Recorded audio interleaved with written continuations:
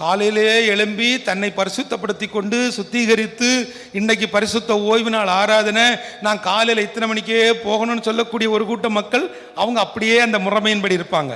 இப்போ உள்ளவர்களுக்கு முதல் மணி அடித்து அடுத்தது 2வது மணி அடித்த பிறகுதான் அவங்க என்ன செய்வாங்க, வீட்டில் இருந்து இறங்குவாங்க. இந்த முறைமைகள் எல்லாம் என்ன ஆகுதுன்னா நமக்கு வந்து நிரம்ப வேண்டிய வார்த்தைகளை தடுக்கிறது.